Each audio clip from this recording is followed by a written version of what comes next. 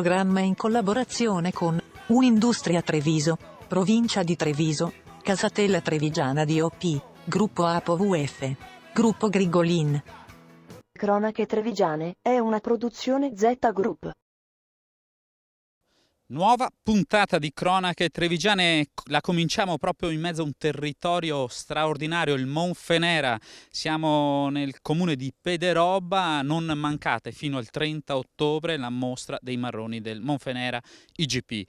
Allora, siamo con il sindaco, il primo cittadino Raffaele Baratto. Tra l'altro la seconda parte di Cronache Trevigiane vi parlerà di altri gusti come quelli dei formaggi di Caseos Veneti, ma intanto parliamo di marroni. Allora, un prodotto che non significa solo gusto, ma significa anche territorio, pulizia dei boschi. Questi castanicoltori sono straordinari. Sì, soprattutto questo, è soprattutto il nostro territorio, ormai i marroni del Monfenara, perché con questa coltivazione fa sì anche che il territorio sia visitabile, il territorio sia tenuto in maniera molto bene, per cui credo che questo sia la cosa più importante di tutto. Ecco, tante le iniziative fino al 30 ottobre, tra poco incontreremo anche gli amici dell'associazione che coltiva questi boschi, ma anche la Proloco, ma c'è anche un'inaugurazione di un monumento speciale. Sì, insieme ai Trevigiani del Mondo quest'anno approfittiamo proprio dell'apertura della mostra Mercato i Marroni del Monfenara e nella nuova piazza inaugureremo il monumento ai Trevigiani del Mondo, anche perché il nostro territorio a suo tempo ha subito questa grande immigrazione, addirittura verso l'Ottocento c'era quasi l'80% della nostra popolazione che doveva emigrare per terre dove poteva trovare del lavoro.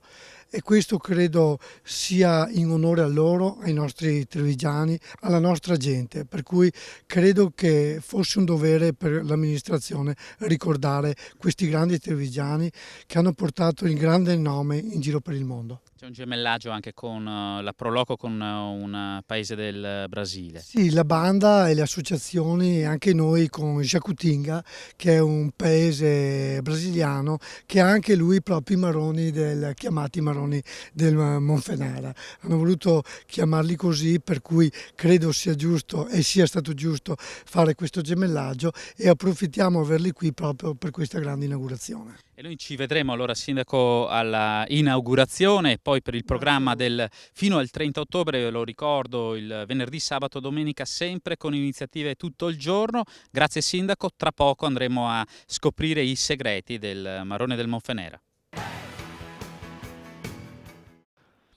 La marca Autoservizi continua a crescere in qualità e affidabilità. A dirlo sono i suoi clienti.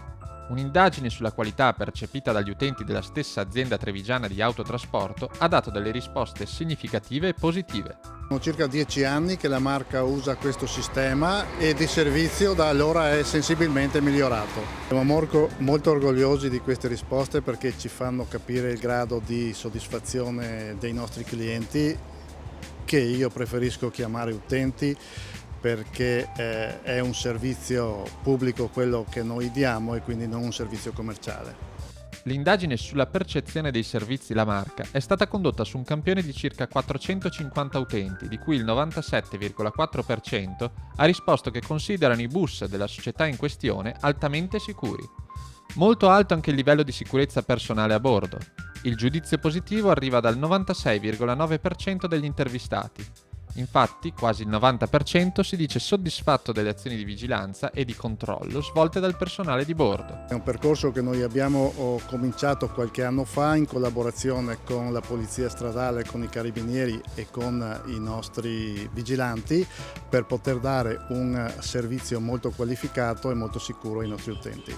9 passeggeri su 10 si dichiarano soddisfatti del livello di comfort, mentre per circa l'80% degli intervistati la pulizia a bordo dei mezzi di La Marca è soddisfacente. Quasi totale è anche la soddisfazione per i servizi aggiuntivi che La Marca dà ai propri clienti. Il periodo sperimentale è finito, da settembre cominciamo a rendere operativo questo sistema.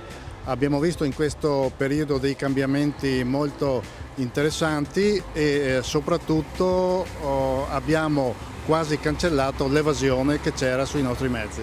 Un appello che voglio rivolgere a tutti i giovani è quello di registrarsi, perché molte volte abbiamo constatato che per pigrizia il giovane con l'abbonamento in tasca non si registra, e questo è un grave fatto, perché il controllore potrebbe verificare questo atteggiamento dei giovani, applicare una multa che poi non sarebbe più eliminabile. Movimarca, il sistema di bigliettazione elettronico che darà mobilità all'utente in tutta la regione con un biglietto unico, ha incoronato la marca come un'azienda altamente innovativa a vantaggio della propria clientela. Ora bisogna fare attenzione, perché chi non registrerà la propria salita a bordo dei bus incapperà nelle sanzioni previste. Facciamo quindi questo gesto per viaggiare in sicurezza. Ed eccoci in questo Castagneto che ha 20 anni, siamo in località Piazzetta, poi capiremo il perché, sempre in comune di Pederobba, per parlarvi di Marone del Monfenera. Io saluto Sergio, la signora Rosa e il signor Mario. Allora Sergio, stagione un po' particolare, nonostante una piovosità anomala, una temperatura anomala, questa vespa cinese che dà fastidio a questo frutto della terra, però insomma la qualità continua a tenere molto bene. Sì, la produzione è limitata, però la pezzatura, come potete anche vedere qua dal cesto, è buona, insomma, e la qualità anche è ottima. Perché il Marone del Monfenera IGP è il più buono del mondo? Perché abbiamo la temperatura ideale, leggermente ventilata, e il terreno è giusto, il pH è giusto, insomma. Una zona avvocata, come si dice. Esatto, Certo. Da secoli alla castanicoltura. Signora Rosa, allora, una stagione ormai che sta aprendo i battenti, regalerete questi gusti alle tante persone che verranno a questa mostra? Certo, speriamo che arriva tanta gente a questa magnifica festa che ormai è 30 anni mi sembra che è la festa, e abbiamo cominciato da poco la raccolta. Noi speriamo ancora di avere abbastanza prodotto, noi ci speriamo dopo quello che è. Se sono marroni fioriranno, come si suol dire. Ecco, sì, noi speriamo sempre che il raccolto sia buono e continuiamo tutto il mese questa raccolta. Certamente. E noi ci avviciniamo a Mario Piazzetta, e da qui capirete che il nome di quest'area è perché è dedicato un po' alla presenza della sua famiglia su queste terre. Da quante generazioni? Esatto, qui è da parecchie generazioni, proprio questa zona è la zona delle rive dei Piazzetta, e così continuano, e adesso io da 20 anni ho cominciato a mettere delle nuove impiantagioni di piante giovani per sostituire, come si vede, quelle vecchie che stanno morendo. Allora, grazie davvero, una stretta di mano, grazie alla signora Rosa, grazie a Sergio, e noi ci fermiamo qui, ve lo ripetiamo, fino al 30 ottobre, venerdì, sabato, domenica a Pederobba per la mostra mercato del Monfenera. Tra poco ne parleremo con un rappresentante della Proloco per capire un po' il programma. Distilleria aperta da Roberto Castagnera Acquaviti. Per una giornata lo stabilimento di Fontanelle ha aperto le sue porte al pubblico, curioso di conoscere da vicino la produzione della grappa e le prospettive offerte dai mercati. In apertura della giornata infatti si è tenuto un convegno dedicato all'export della grappa, una sfida raccolta con successo da Roberto Castagnera. Non vendere solo distillato, ma vendere un made in Italy, con una qualità di altissimo livello, con dei prodotti studiati apposta per i diversi mercati. Ecco, la nostra sfida è questa qua, non grappa tout court, ma grappa adatta a conquistare i mercati del mondo. Alla produzione di Castagnera, d'altra parte, non manca la qualità per affermarsi anche all'estero, sostiene l'export consultant Michelangelo Di Toma. È una bella sfida perché vuol dire trovare in una tradizione, in un prodotto della tradizione e della cultura, un prodotto che poi va verso l'innovazione. E in questo Castagnera devo dire che è avanti rispetto a tutti quanti gli altri.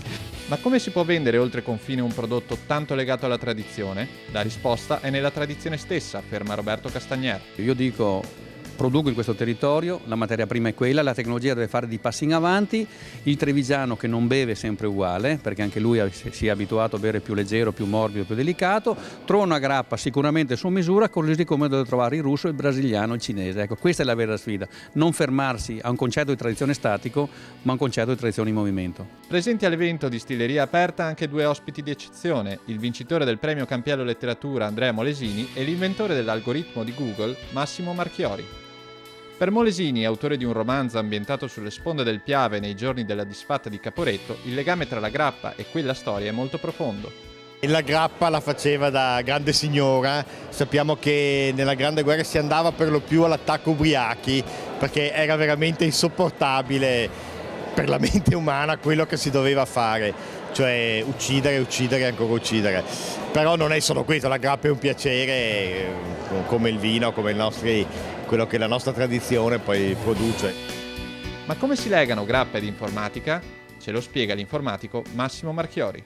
Quando noi attiviamo con un brindisi un rapporto, una certa relazione, un'amicizia, stiamo estendendo la nostra rete sociale nello stesso modo in cui su internet, per esempio, estendiamo le nostre relazioni su Facebook. Per cui, insomma, è una cosa molto utile proprio per farci migliorare dal punto di vista sociale. E come promesso incontriamo l'altra anima di questa mostra mercato del Monfenera che si svolgerà qui a Pederobba, in provincia di Treviso, fino al 30 ottobre, ovvero la Proloco. Ecco il segretario Giovanni Negro. Ciao Giovanni. Allora, il frutto del marrone del Monfenera è un po' il vostro simbolo anche di questa Proloco. Voi ogni anno regalate il marrone del Monfenera al primo goleador della Serie A. Quest'anno com'è andata? Iniziativa che portiamo avanti da 4 anni. Quest'anno il primo gol è stato realizzato appunto dal giocatore dell'Udinese Dusan Basta, che ha realizzato il primo gol di campionato dopo meno di 2 minuti.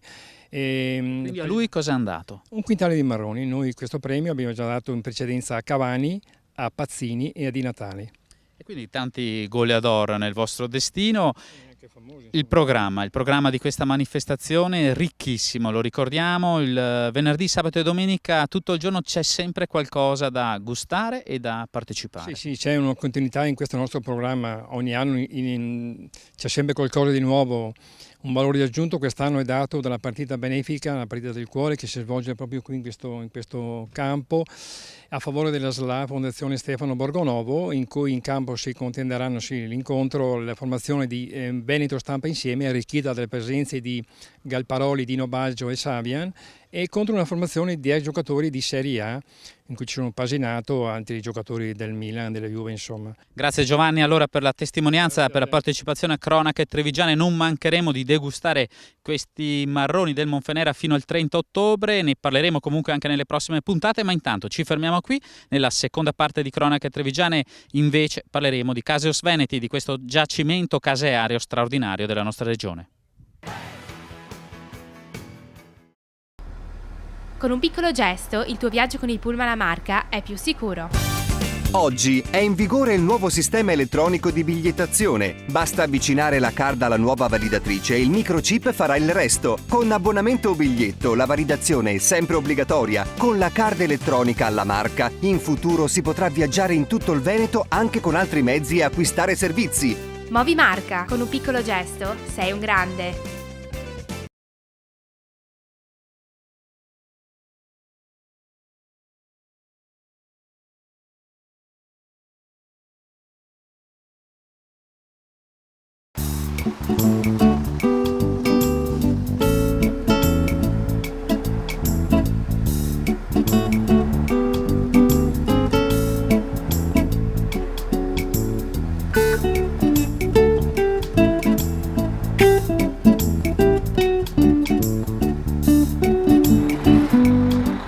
Movi Marca, con un piccolo gesto sei un grande. La validazione è obbligatoria ad ogni corsa. La Marca Card è una ricaricabile.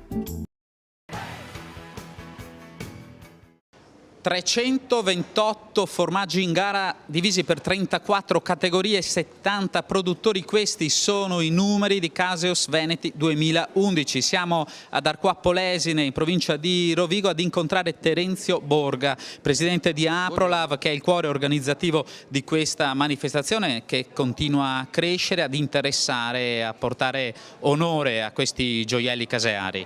I numeri li hai già dati tu. Effettivamente c'era preoccupazione quest'anno perché Rovigo non è una provincia tanto vocata alle produzioni lattiero-casearie, però abbiamo visto che comunque i produttori ci credono, comunque i produttori hanno partecipato in misura uguale se non superiore alle volte precedenti. Questo ci riempie veramente di orgoglio, questo è la dimostrazione che i produttori, i trasformatori veneti non hanno paura del confronto, lo vogliono, anzi lo cercano in qualsiasi posto dove li porti, loro vogliono il confronto perché loro sono convinti che le loro produzioni sono le migliori e lo vengono a dire, lo vengono a proporre al pubblico, lo vengono a proporre proporre nei concorsi. Ecco Presidente, tutto parte però da un latte di qualità.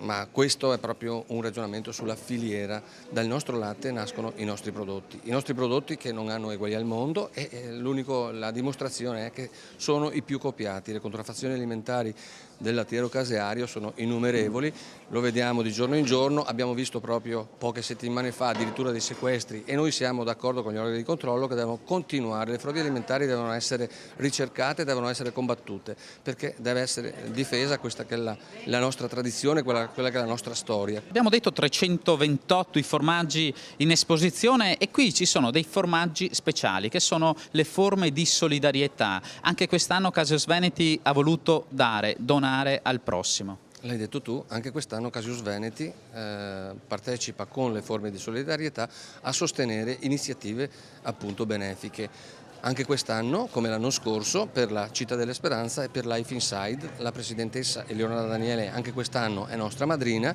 e questo comunque porta un valore non solamente bellezza per quello che riguarda la presentatrice di Rai 1, ma anche quello che c'è dentro la donna, una grande donna, una veneta come noi, una donna che ha qualcosa in più rispetto a tutte le presentatrici. E vediamo se la incontreremo nel corso di questa trasmissione. Grazie a Terenzio Borga, noi ci fermiamo qui.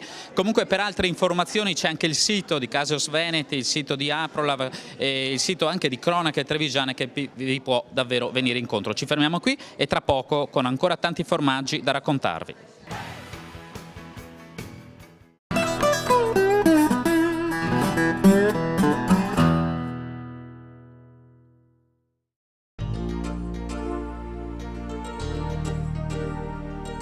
Oggi vi voglio presentare un vitigno tipico dell'area Piave, il Merlot, dell'azienda Terre di San Rocco. Limpido, dal colore rosso rubino con lievissimi tenori granati. Del resto ha una sua piacevole consistenza, media consistenza per quanto riguarda il territorio. Un naso ricco, un naso giovane, un naso speziato, un naso che deriva dal fatto che abbia maturato in piccole botti di rovere, la barrique.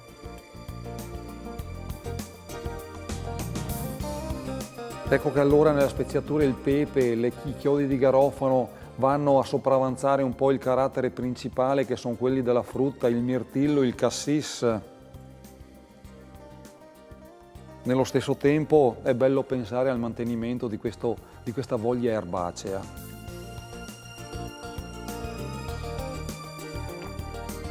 Gusto secco, gusto caldo, sapido nel suo carattere. Di medio carattere per quanto riguarda la sua sensazione pseudocalorica. Un retrogusto che è ancora giovane, voglio dire porta di più lo speziato. Io lo abbinerei con l'idea delle carni arrosto, però giocherei appunto nell'anatra, nell'oca, nel piccione e lo servirei a temperature di 16-18 gradi.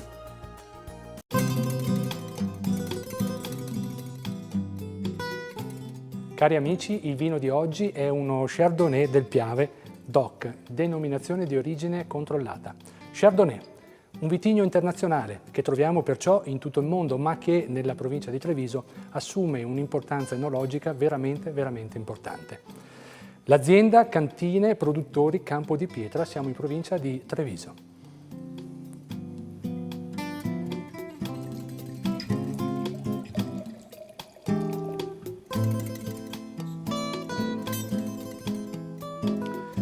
Il colore, certamente un colore tipico di questo vitigno, un bel giallo paglierino luminoso.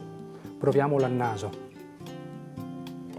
Aromi delicati, certamente di frutta matura come la pera matura, la mela matura, ma alcuni profumi esotici. Ecco che quindi si propone l'ananas matura e un po' di mineralità nel finale. Proviamolo in bocca.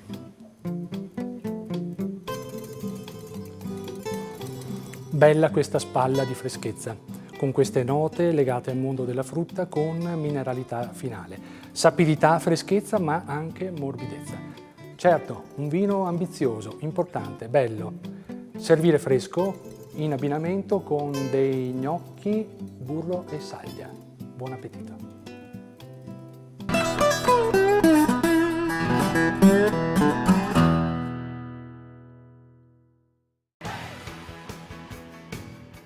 Ed entriamo in questo studio ideale dedicato ai formaggi del Veneto ad Arquà Polesine, Rovigo, per questa 7ª edizione di Casos Venete, e abbiamo la madrina della manifestazione della solidarietà, Eleonora Daniele, e Fabrizio Nonis, un giurato che ci dirà quanta qualità questi formaggi sanno esprimere. Ma parliamo allora di forme di solidarietà.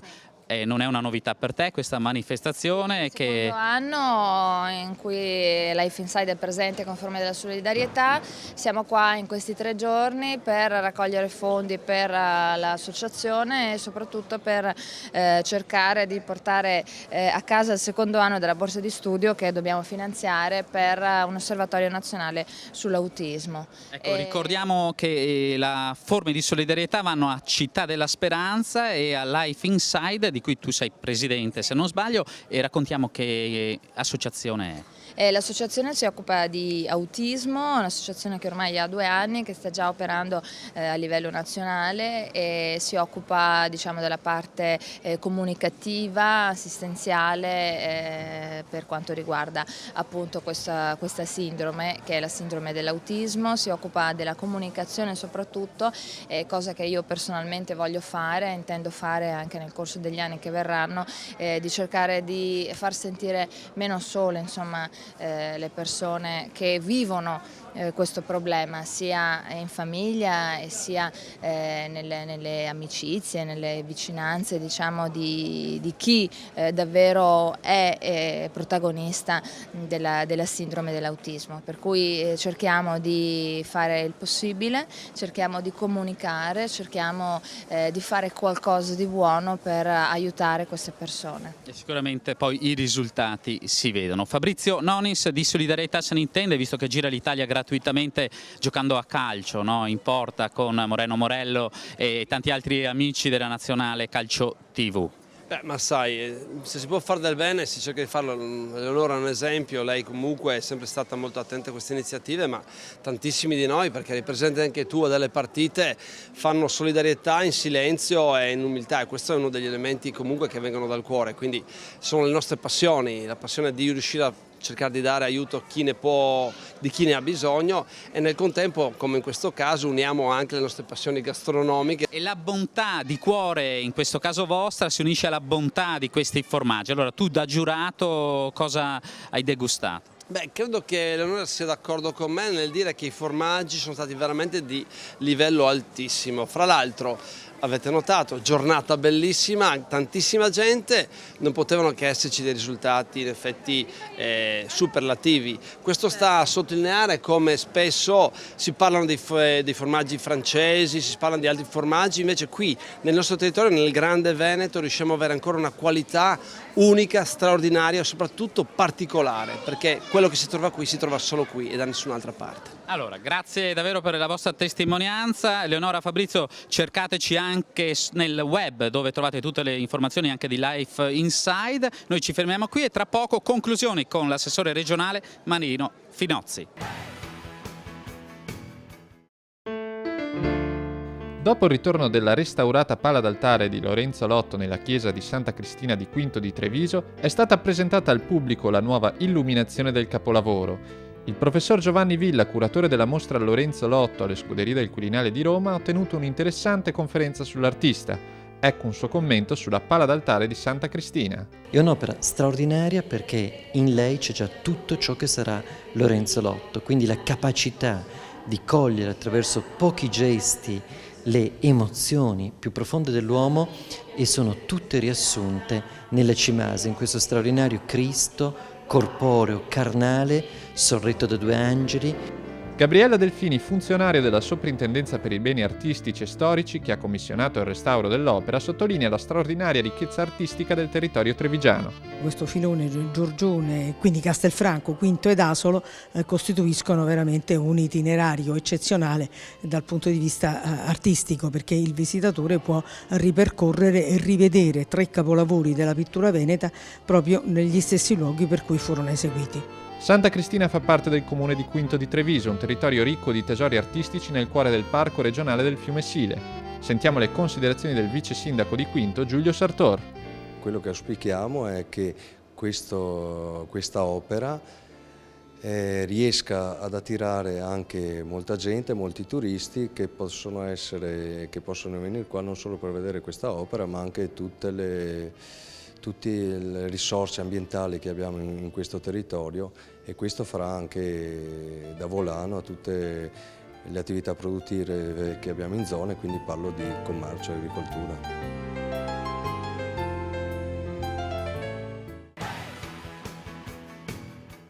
E rientriamo di nuovo in questo studio ideale, tra poco le conclusioni con l'assessore regionale Marino Finozzi per ricordarvi questo patrimonio del latterio caseario del Veneto. Vi diamo qualche dato come i 4.200 allevamenti censiti, 200.000 vacche, 400 milioni di euro il valore della produzione, questo è un dato del 2009, 1.100.000 tonnellate, il 75% di questo latte, possiamo dire a chilometri zero, viene trasformato per dar vita a questi gioielli del patrimonio caseario del Veneto. E chi lo valorizza? Beh, innanzitutto Regione Veneto. Marino Finozzi, benvenuto a Cronache Trevigiane. Allora, un patrimonio, un giacimento caseario che sta riscontrando anche all'estero, nelle varie competizioni nazionali e internazionali, molto consenso. Certo, ci siamo impegnati perché i nostri produttori, sia del latte sia di prodotti di latterio caseari, potessero avere soddisfazione nel proprio lavoro. Ricordo qualche anno fa, con grande difficoltà, i nostri produttori hanno mantenuto la barra dritta sul tema della qualità, soffrendo tantissimo di una concorrenza oltremodo anche scorretta, ma questa loro capacità e caparbietà sta premiando. I nostri prodotti stanno conquistando sempre maggior mercato, sempre maggior prezzo, e quindi garantisce loro la dignità di continuare a fare il loro lavoro in maniera che sia sempre all'altezza di quelli che è i temi della qualità e anche della caratteristica dei nostri prodotti. Qui siamo ad Arquà Polesine, in questo meraviglioso castello, e davvero questo Veneto, ogni paese ha davvero una ricchezza culturale da esprimere incredibile. Certo, Casius Veneti, questo mostra concorso che la Regione Veneto organizza ormai da 7 anni, è una mostra itinerante, abbiamo toccato le 7 province, ma abbiamo scelto sempre dei contesti di altissimo valore artistico e architettonico, perché vogliamo proprio far sposare questo connubio prodotto e territorio che è fortissimo da un punto di vista della promozione. Quando dimostriamo da dove nasce un prodotto, diamo a quel prodotto veramente un valore importante, perché raccontiamo la storia, la cultura, la tradizione che è insita in quel prodotto. Allora, io la ringrazio davvero per la cortesia e per questo intervento. Noi ci fermiamo qui. Cronache Trevigiane come sempre tornerà la prossima settimana, e per gli amanti di Casius Veneti ci trovate anche nel web. Alla prossima!